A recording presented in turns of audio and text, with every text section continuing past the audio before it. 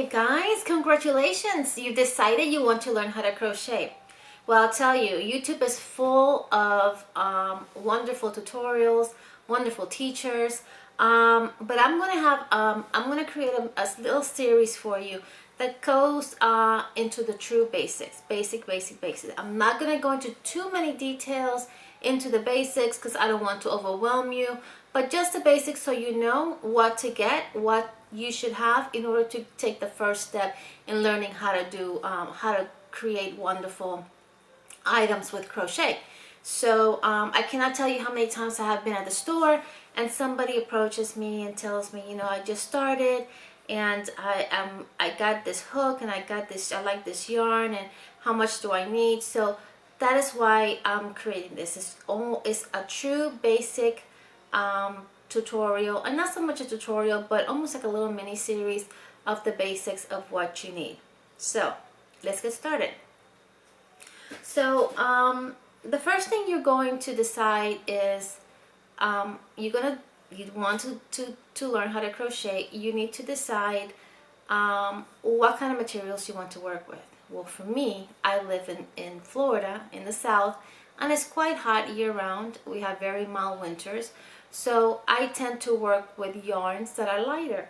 People who may live up north in areas where they get heavy winters will work with both light and very chunky yarns. So you need to decide what you want to work with.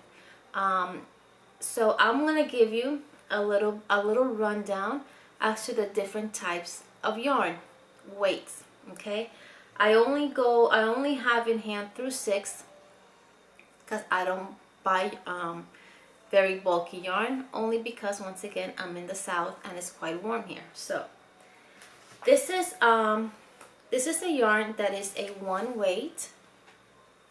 You will notice that in the band you should always see something that looks like a little ball of yarn called a skein or a skein, and it'll have a little number. That number tells you what weight of yarn you have in your hand. So this is a 1, meaning the yarn is very thin.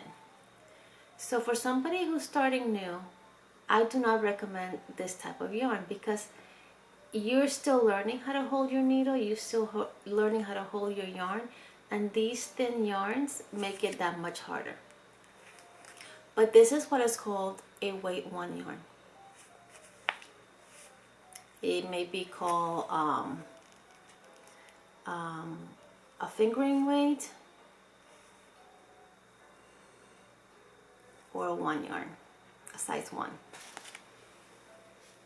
Then you have something of a number 2. This is also called sport weight. It is a little thicker than the 1. As you can see, I don't know if you can see, it's really small. I don't know if it's going to. It's got the little 2 right here. But the yarn is a little thicker. Okay? Here in Florida, I tend to use 2 and 3, size 2 and 3. I think it's the perfect weight for where I'm at. So this is a size 2. Once again, it's still on a thin size, so if you're learning, I would not recommend you start with something like this. Then you have a size 3 yarn. Once again, you have your little skein on the little picture, and it gives you the color of yarn, not the color, the size of yarn, number 3. And once again, this one is a little thicker than number 2. Okay. Then you move on to a number 3. Also, just for your information, is also referred to sometimes as DK. So you have number 1 is referred to many times as fingering weight. Number 2 is referred many times as sport weight. Number 3 many times is referred as DK weight. And then you have a number 4. Once again, the label will show you a little skein with a little number 4. And this is also known as worsted weight. So number 4 and worsted weight basically is the same. In Europe, they also call it Aran weight.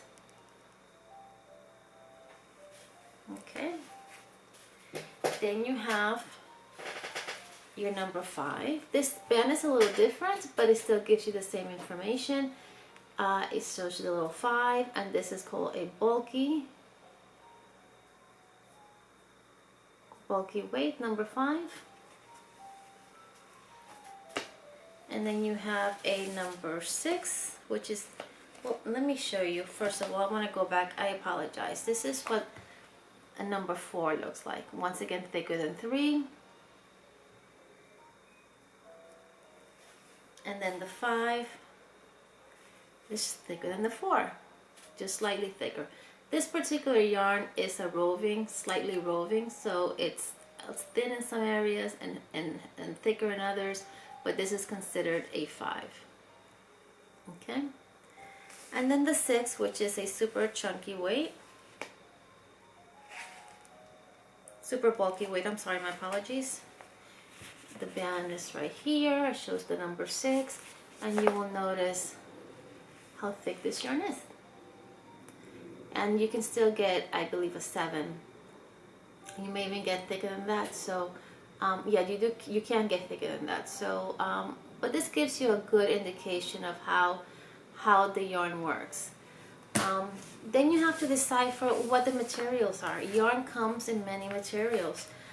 It comes in cotton, it comes in polyester, it comes in acrylic, it comes in cashmere, it comes in wool, mohair, it comes in angora. It comes in many different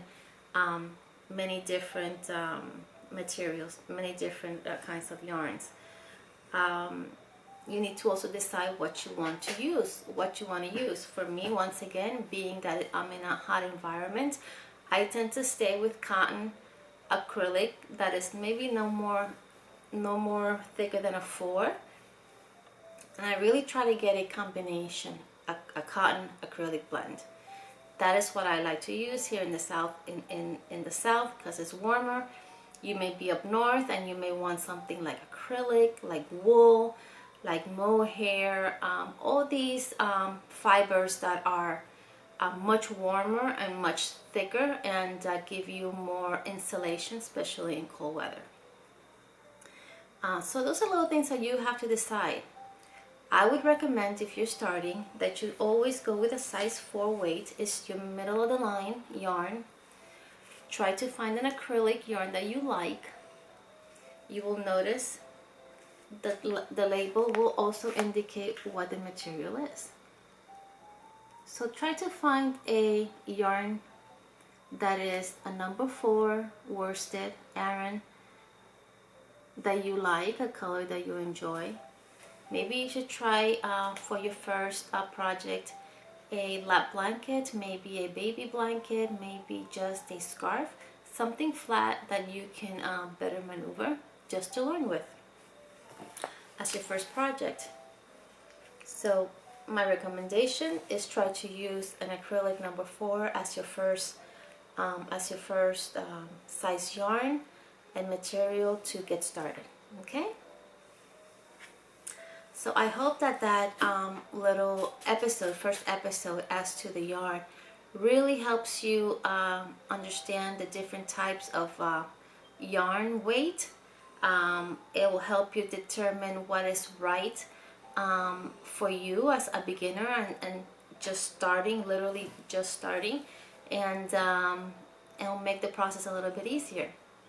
So come back to the next episode where we'll discuss the hooks, options, and how they correlate back to the yarns. So thank you for joining me, and come back as you go on this journey of learning how to crochet. Bye!